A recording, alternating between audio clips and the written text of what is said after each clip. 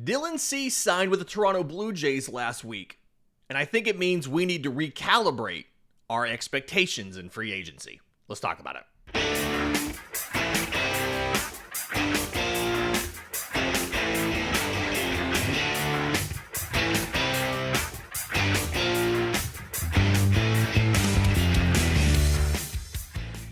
Yes, welcome on in to Braves Today for Monday, December 1st, your source for news, notes, and updates on your Atlanta Braves.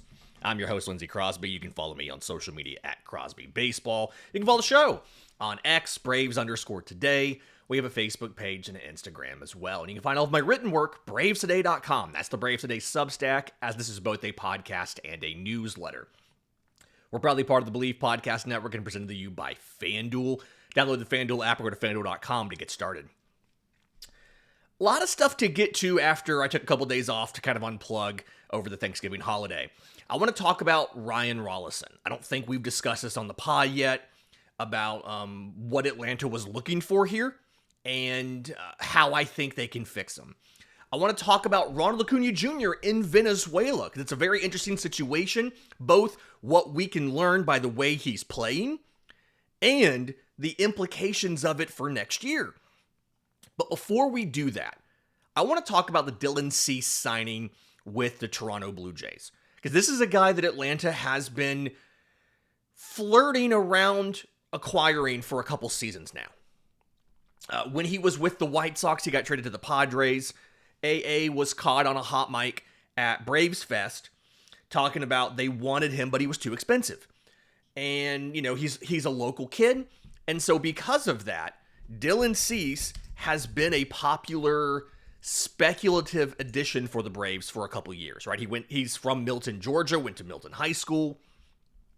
Again, was traded by the White Sox to the Padres in, I think it was March of 2024, and then was a free agent this year, and a couple of the different projections that are out there thought that the Braves might try and pick him up, sign him to a long-term deal. I honestly didn't expect that, simply because if you think about how long that deal would have been, that's not a deal Atlanta gives out to pitchers. Excluding the 6-year extension given to Spencer Strider at the age of 24, the longest free agent deal that Atlanta has given out to any pitcher has been 3 years. Will Smith, Joe Jimenez, both of those relievers got 3 years. Ronaldo Lopez, as a starter, got 3 years and $30 million. The largest free agent contract AA with the Braves has given out to a pitcher is Will Smith. 3 years, $40 million. And that was like he declined a qualifying offer. So they gave him a draft pick too. And clearly, I mean, you got a World Series out of it. He wasn't great for the Braves in the regular season, but he was lights out in that postseason. You won a World Series. So there was a lot of reasons why it didn't make a lot of sense for the Braves to sign Dylan Cease. He was going to need a long contract, both dollar amount and years. He had a qualifying offer attached, and we've talked on the show before about how Atlanta's second highest pick is now in the top 30 and is going to be $3+ million, and that's a lot to give up for a qualifying offer player. But he signed for 7 years and $210 million. And I think the issue with the concept of Dylan Cease signing for 7 years and $210 million is the fact that he's now signed through his age 36 season. He has a career 3.88 ERA, and he was over a 4.5 last year. His actual ERA was 4.5. And when I kind of got back to civilization, a lot of people I was reading the immediate reaction pieces, and a lot of people thought this was an overpay by Toronto. And I think where the disconnect is happening here is Toronto wasn't paying for his conventional statistics. Okay? Again, he's only once had an ERA in his career below a 3.47. That was in 2022. He had a 2.20 ERA, 227 strikeouts in 184 innings. It was like the third best strikeout rate in baseball that year. 14-8, runner-up for the Cy Young in the American League. That's the only time he's overperformed his inputs. And I think that's the big deal here. There is an argument to be made that Dylan Cease is being paid for his durability. Like you could absolutely make that. When the trade happened from the White Sox to the Padres, he had just finished his third consecutive season of 32 or more starts. He did it twice in San Diego. So he's now on a streak of 5 seasons of 32 or more starts. He has 162 starts over the 5 full years since the pandemic. So he has pitched one entire MLB season, because MLB season's 162 games. He's the only pitcher in baseball in that 5-year span to either break 162 starts or have 32 or more in all 5 seasons. There's a couple guys who were at 3 years, right? Aaron Nola was at 3 years. That streak is over. Yusei Kikuchi's at 3 years. That streak, Logan Webb has 4 seasons, and that's an active streak, so he can make it 5 this upcoming season. And there is value in the idea of you can pencil in Dylan's, or you can write him on the lineup card and pen, likely, to make all of his starts. Like, that is valuable. That is absolutely something that is worth paying for. And side note, that's the reason you're not going to see the Braves do like some fans have asked for and designate Bryce Elder for assignment. Because Bryce Elder also takes the ball every 5th day. Now, the quality of what you're getting is a little suspect, and we've talked about that before. If you can eliminate some of the blow-up starts and just bring those down from 6 runs allowed to 4 runs allowed or something,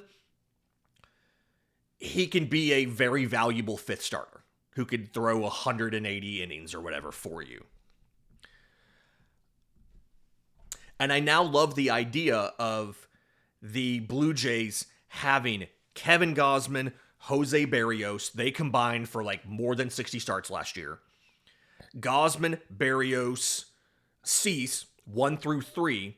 And then you can work around that. You have Shane Bieber, you have Trey Savage, you have a couple, back-end guys, prospects and whatnot. So I like the idea of them being able, it's really good for them to just say, hey, our top 3, knock on wood, should post every 5th day all year. We really need to worry about 2 rotation spots. But the whole thing here is they paid him on these inputs. They didn't pay him for the results. And I think that's where a lot of people are misunderstanding this free agent market, because there's not really, it's hard to square the length of the deal and the annual dollar figure, $26 million a year, for a guy coming off a 4.55 ERA. Until you look at the fact that he has underperformed his inputs almost every year in the last 5. The one year he beat his inputs was 2022, and he was a runner-up for Cy Young.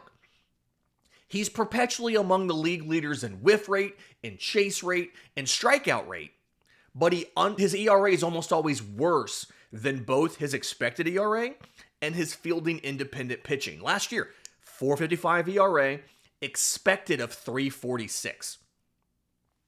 FIP of 3.56. Like a full run better than what he actually produced. 24, 3.47 ERA, 3.31 expected ERA, 3.10 FIP.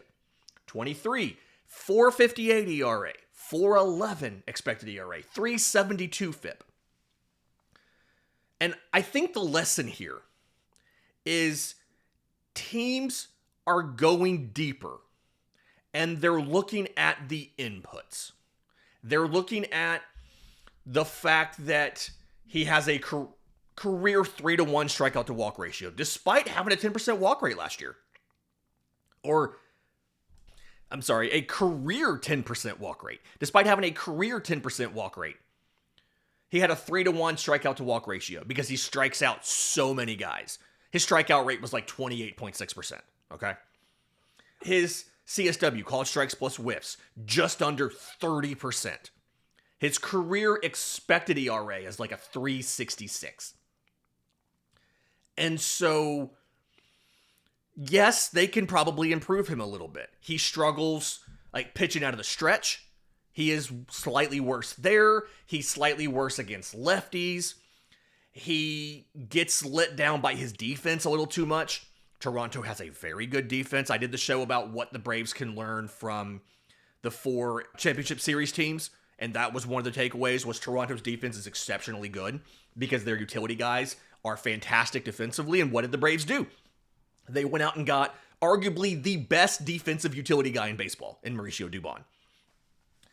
So their pitching should be better. Their defense should be better than what he had in either Chicago or San Diego. His struggles with lefties, they can probably teach him a splitter. Kevin Gausman's great at that. They can help him with the southpaws there. He's still prone to blow-ups a little bit late in outings. We got to figure that out.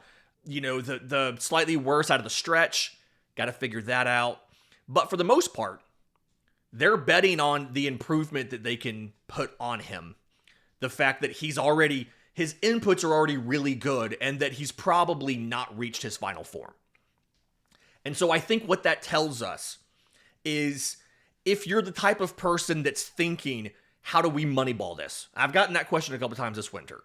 How do we moneyball this? It's probably not searching for guys with a significant difference in their expected stats and their actual stats. Because it's very clear a lot of teams are already doing that. Dylan Cease got paid off of his durability and his expected stats, not his actual. If you're looking for a way to find deals in the free agent market, you're probably going to have to go a level deeper than just expected versus actual stats. You're probably going to have to go for something like pitch modeling, right? Go look at a guy's stuff plus. Look at his pitch shapes and his arsenal and how it interacts. Use the models that I'm willing to guarantee you this front office has. What if we take this guy and we give him a sinker? What if we take this guy and we give him this pitch or that pitch, a cutter, something like that? Because, and use that to project what a guy's inputs could be if those changes stick. Major League Baseball has gotten incredibly advanced on understanding the details behind the game. And I'm not trying to say this derogatorily, there are old heads who hate the idea of analytics. But all that is understanding why the things on the field happened the way they did, right? And better understanding the true talent level of a guy. At one point in time, a radar gun, the info you got from a radar gun could be considered analytics. It's just information. And it's very clear from the Dylan Cease signing, Rizzo Iglesias being offered $16 million from multiple teams for 2026 before he re-signed with us, that MLB teams are going deeper than just surface stats. And so we need to understand that if you want to find bargains, you've got to go even deeper. In just a minute, let's talk about Ronald Acuña Jr. He's in Venezuela. He reported to his Winter League team. Really curious to see what his winter looks like and what we can learn from that. We'll do that next, right here on Braves Today. But first, today's episode is brought to you by our friends at Encase Cards. They've kind of revamped their website. Brand new user interface. The design, the customization process is fantastic now. It's a custom card manufacturer. You upload your photos, and then in their interface, you can apply different backgrounds, choose your holographic options, do all of your stuff. And then, obviously, if you need help with it, white glove communication. They got great customer support, but you can create your card however you want, whether it's the text, the position of the player, if it's a U Sports photo, right? The date of the event, if it's a wedding photo, whatever it might be. They print it on high quality cardstock. They slab it. They put it in a really convenient plastic case with a built-in stand. Lots of different colors you can choose from. We went with black because my son's Little League team was the White Sox.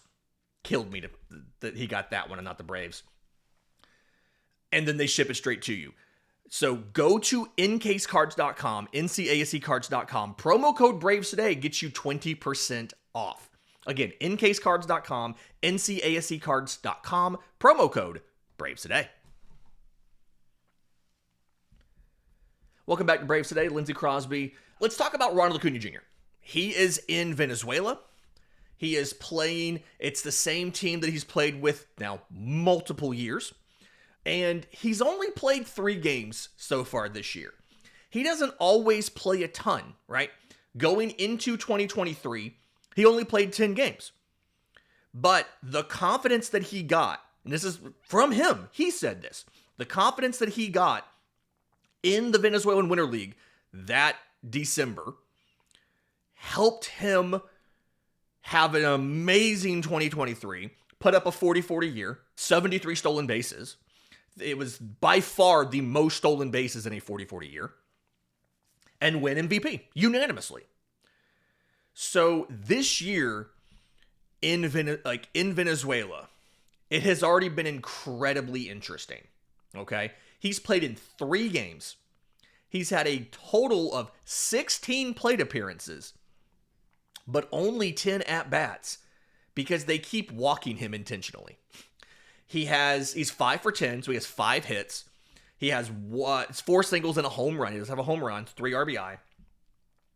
But being on base 10 times, 5 walks, I really would say 9 times, because 5 walks and 4 singles, the home run doesn't count.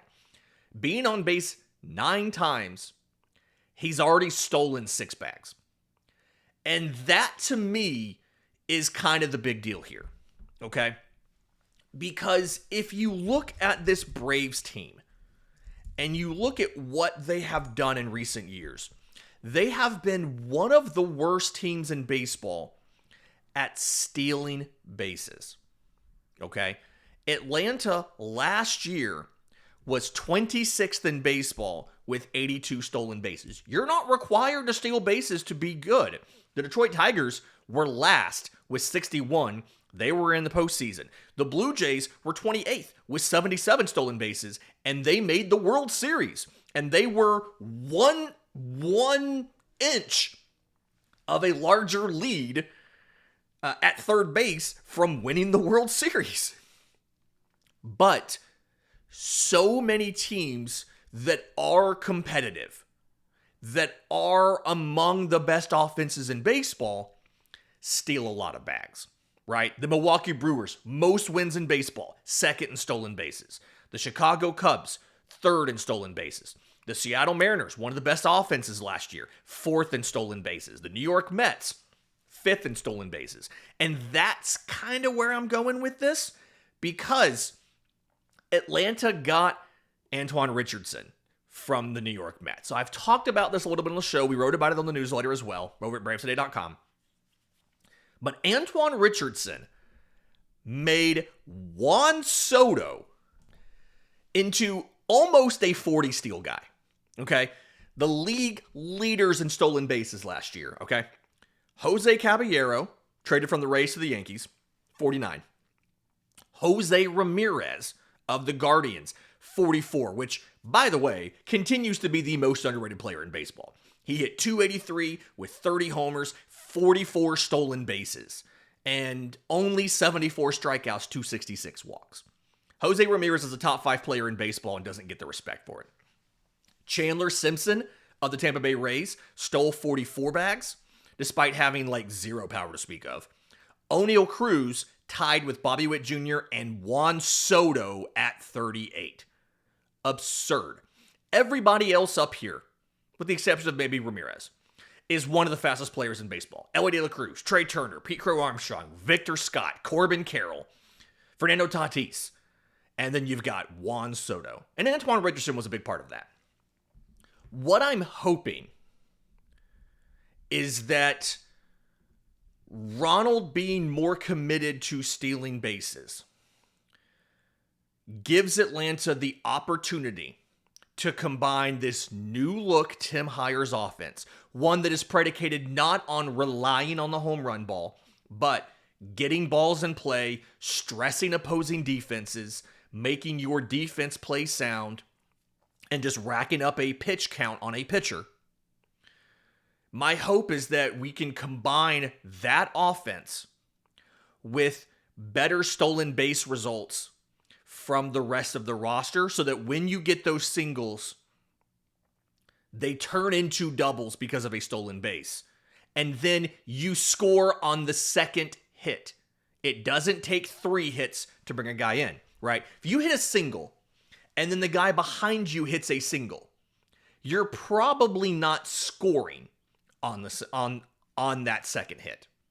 You're probably at third base. There will be situations where you will score.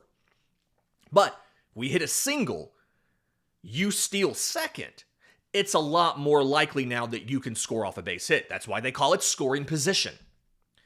So if you look at the stolen base totals for the Braves last year, only 12 players even stole a base. And legitimately, 4 of those 12 are no longer here.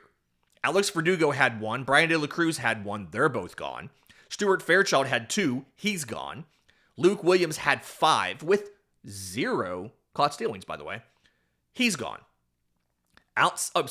More. Nick Allen had 8. He was also caught 7 times. He really did not have as good of much success as he wanted to in that area. He's also gone. The only guys who stole a base who are coming back next year, Matt Olson had 1, Austin Riley had 2, Jurickson Profar had 9, so did Ronald, Eli White had 10, Ozzie had 14, and Michael Harris had 20. My ideal scenario for the Braves next year is Ronald goes back to leading off. And I think, honestly, to defend Brian Stitker here, I think if you're in a situation where Ronald is not stealing bases, and he said coming into the year he was going to be more selective with when he tried to run. I think he overcorrected a little bit. He only attempted 10. Now, granted, some of that was he ended up having that calf injury, and he was not the same guy when he came back. But before he was out, he attempted 5 steals in his first 55 games. He didn't attempt his first stolen base until June 13th, and he came back a month earlier in May. So, there you go. My hope is that Ronald leading off again, being willing to steal more. And I'm not saying he has to steal 73 bags again. I honestly don't know if that's the smartest use of his legs. But look at what he did in 2022. 119 games, he stole 29. Now, he was thrown out 11 times, so he had 40 attempts in 119 games, 1 every 3 games. That would give you 40 attempts? Like, translating that to a full season, I think is probably... You're looking at what, 50, 55 attempts, which feels good. If Antoine Richardson can get him to a 90% efficiency on this, which is a lot to ask, but Antoine Richardson got Juan Soto to 38 stolen bases. You're in a situation now where Atlanta's offense has the ability to bridge the gap between the quick strike scoring ability of a home run offense with the patience and impact on the pitcher of a true Tim Hyer style balls in play and draw walks offense, right? Split the difference there. You get Ronald, Jurickson Profar, 11 attempts in 80 games, translates to 20 to 25.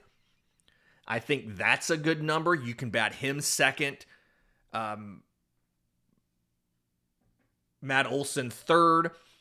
Fourth can be Drake Baldwin, can be Austin Riley, whatever you want to do. But I think having those guys at the top of your order, 2 guys who can steal bags, Ronald really well, Profar well enough, especially if Profar does the Juan Soto thing thanks to Richardson and takes advantage of extended leads and takes a bunch of bags in non-stolen base situations, right? Not the obvious situation where you're going to steal a base. And they're not pushing the matter, but when they see poor timing to the plate or a lack of a hold or whatever, seeing those situations and going, that's where Richardson's the best. You put Michael Harris towards the bottom of the order. We've discussed that before. Ozzie Albies, as of right now, is probably down there as well. If you can get 4 guys to 20 stolen bags or 25 stolen bags, 20, 25 bags there for like 4 different guys, this becomes a much better offense because you can turn so many singles essentially into doubles. We saw what Atlanta's offense did in 23 when Ronald was stealing so much. I feel like number 2 hitters that year completely feasted because Ronald was just a threat every single time. He was distracting the pitcher, he was getting to second base, and then he was frequently scoring. Number 2 hitters for the Braves that year had 119 RBI. Cleanup hitters that year had 140. And number 5 hitters had 130. Like, that's the key to unlocking the next level of production for the Atlanta Braves offense. In just a minute, I want to talk about the Ryan Rolison signing. A lot of people ask me my thoughts on this. I wrote it up as a newsletter last week, but I don't think we ever discussed it on the pod. So we'll do that next, right here on Braves Today. Final segment of Braves Today, Lindsay Crosby. Quick congratulations to all of the listeners who are fans of the Georgia Bulldogs. I'm an Auburn Tigers fan. We hired Alex Golesh. Better days are coming ahead. But Georgia's in the SEC championship game. They face Alabama. As of right now, FanDuel has Georgia as a 2.5-point favorite. I really need you guys to beat Alabama. As an Auburn fan, I cannot stomach the thought of Alabama having nice things. And if Alabama just completely gets blown out in the SEC championship game, I could see Kalen Boer leaving to go take the Penn State job. And that would just be hilarious to me to watch an Alabama coach willingly leave and see the meltdown that fan base has, especially after the coaching carousel in the SEC has mostly completed. Kentucky's firing their coach on Monday, but other than that, they would have to be trying to find a coach at this late in the schedule. Would be hilarious to me. So, by the way, if you want to get in on that action, FanDuel.com, download the FanDuel app. But please, Georgia fans, I need you guys to beat Alabama for me. Do it, please. Thank you. Okay, the Braves traded for Ryan Rolison right before the non-tender deadline. And I was asked why. And it's a valid question because Ryan Rolison is not good. He was not good last year. And not only was he not good, he was bad in like capital letters bad. Okay. Of the 42 pitchers, I'm sorry, not that. Of all relievers who pitched 42 innings or more last year, Ryan Rollison's ERA was 7.02. It was worse than all but 4 other relievers last year. So a bottom 5 ERA among all relievers with 42 or more innings. 3 of those 4 were his teammates. Tells you how bad the Rockies were, right? Walk rate of 10.4%, strikeout rate of like 13%. Not a lot of difference there. He faced 193 batters over the course of the year, and I know I talked about sample sizes last week, but 193 batters, their cumulative slash line, 324 average, 391 on base, 565 slug. That's an OPS of 955. Do you know who had an OPS of lower than 955 last year? Kyle Schwarber. 56 home runs, led the National League. He had a slugging percentage lower than the accumulated line against Ryan Rolison. One player in baseball, Shohei Ohtani, had an OPS higher than 955 last year. When I say Ryan Rolison was bad, he's allowing, in essence, every hitter he faces to hit like Shohei Ohtani. Not great, right? So why do you trade for that guy? I have a theory here, but first let's hear what Alex Anthopoulos said. And I say let's hear. I don't have the clip in front of me, but this is from the same press conference we got after the Mauricio Dubon trade and the Iglesias signing. Quote, he has options. The number at the big league level, obviously they weren't good. I'm stating the obvious there. The numbers in the minor leagues, in a tough league in the Pacific Coast League, were pretty good. They're swing and miss, and he's a former top pick. So what AA is referring to there, real quick, before I do the rest of this, is the Pacific Coast League is AAA for the western half of the country. International League is the eastern half. Pacific Coast League is the western half. And it is commonly considered to be one of, if not the most friendly offensive environment in baseball. It's warm. A lot of the sites are at elevation. It's really hard to be a good pitcher in the PCL. Okay? Last year in AAA, in Albuquerque, 334 average, struck out more than a batter an inning, allowed a grand total of 1 home run. That's across 29 and 2/3 innings. In 2024, 34 and 2/3 innings. More home runs, 7. He fixed that problem. But ERA was not great there. But last year in AAA, he was really good in a pitcher-friendly league. So that's what AA is referring to. Okay. Some of the explanation, he talked about they need guys who are optionable, who can cover multiple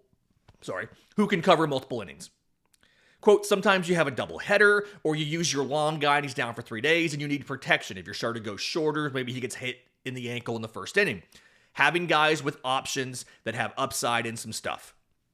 There's a reference to, and he's not explicitly saying stuff plus, but every MLB organization, except maybe the Rockies, have a pitch model where they can score the quality of a pitch based on movement, how much it's different from your typical, right-handed four-seam fastball or whatever. And he explained that the Braves will always take shots on guys like that. They will always try to acquire them in hopes that it works out. But having guys with options that have some upside and some stuff, you take a shot at those guys, especially in a cash considerations deal. You can wait till they go on outright waivers and see if you get the claim, or you can jump the line and do a cash deal if a team's willing to do that to ensure you get the player. So we're aggressive with that. You do 100 of these, you get 1 Dylan Lee out of these deals, it's a no-brainer. Reminder that Dylan Lee was released out of Marlins minor league spring training, and Atlanta got him via cash considerations deal. And they call it churn, is what AA referred it to. But if you do this a bunch, and cash considerations is limited financially to it's either $50,000 or $100,000. I can't remember off the top of my head, but it's not like you're shelling out millions of bucks for this guy. There's a difference in cash considerations and putting cash into a deal. If you have a guy with a significant contract, you can attach cash to pay down that contract in a trade. But a deal like this, cash considerations, it's as low as high as either $50,000 or $100,000, but oftentimes it's almost nothing. It's not commonly reported, but there have been cash considerations deals as low as $1. So the idea here is if you can fix Ryan Rolison, you can get a guy who's optionable, who can cover multiple innings, and can be a useful piece. Best case scenario, he's Dylan Lee. Worst case scenario, you spent $50,000 and gave him 5 appearances and you let him go. That's where you are. The issue here is how to fix him. Again, I did a whole deep dive on this, bravestoday.com. It's called Lindsay's Lab. It's kind of a thing that I'm just debating starting. Lindsay's lab and just like, hey, let's pick a guy and let's talk about how to fix him. But the mix here is fastball, curveball, changeup, slider. And when you look at what they've done, none of them are very good on their own. All three of the primary offerings, because he really throws a changeup, over a 300 batting average, over a slug of 450. The induced vertical break on the fastball is terrible, like 12 inches. On the road, out of Colorado, out of Coors Field, in the elevation and the thinner air that changes the movement of the pitch, it was still only like 13 and a half inches. Still bad either way. But there are some things to like here, okay? The slider sits about 86 miles an hour. I've said this on the show a ton, and I kind of need to give a caveat here. It's hard to have a bad gyro slider over 85 miles an hour. And this might be the exception because he doesn't have a very good fastball to play it off of. The idea there is you get that typical changeup separation velocity-wise, but you also get good movement, good drop on the slider. And so you can miss bats that way, and then with him, he could drop a curveball below it. And so the tweaks that I have, and again, the whole article is on BravesToday.com. One, he needs to stop being primary in a four-seam fastball. Okay. I know that like that's the most common pitch. His is very, very much not good. Horizontally, like it's almost dead straight. It has less than a full inch of arm side run, but it doesn't have the induced vertical break either. It is the closest thing I've ever seen to a perfectly straight pitch. I know this is going to be shocking. Ryan Rolison should throw a cutter. I know it's stunning to hear that from me, of all people, but Ryan Rolison should throw a cutter. Because when you look at the StatCast card, you've got the curveball, you've got the slider, and then you've got a weird gap to where the four-seam fastball is. The cutter would slot right in there, and that would mean that you could almost kind of primary pitch the slider and then work both the cutter and the curveball off of that. So the thought process I'm having here is you're throwing them each about 25 to 30% of the time. You're just mixing all three of those pretty consistently. Now, with that, we're not just adding a cutter to the four-seamer. We're also adding a two-seamer. And honestly, I don't really care if it's a two-seamer or a sinker. I just want whichever one is going to match the cutter's movement. And to clarify the difference here, because they're very similar pitches, the two-seamer typically has around 10 inches of vertical break. The sinker's like 5 to 9 inches. It's just a little bit difference in how much vertical break it has, how much drop it has, okay? But the goal here, something that'll move away from a righty, because he is a left-handed pitcher, and will blend with the cutter out of the hand, because that keeps you from sitting on the cutter in a fastball count. A lot of guys, they get to three balls, especially if it's like 3-0 or 3-1, they're throwing fastballs. They're trying to get back in the at-bat. So giving a guy a sinker or a two-seamer so that you can't sit cutter on a 3-0 count or a 3-1 count is a big deal. Okay? And then tighten up the slider a little bit. He has the ability to, and he sometimes does this, you can see some of the sliders drop a lot because he kind of can manipulate the shape, make it look a little bit more like the curveball or a little bit less like the curveball. I want to tighten up the slider. Ideally, we're going to handle the vertical stuff and get whiffs that way through our sequencing because we've got a cutter. Below that, we have a slider. Below that, we have a curveball. 3 different velocity bands. The slider's at 85, 86. The cutter's likely going to come in 89 or so. The curveball's 80 miles an hour. We've got 3 velocity bands. We've got 3 different vertical distributions of pitches, right? On as far as a movement profile is concerned. So throw the same slider every time. We're going to use our sequencing to avoid stuff.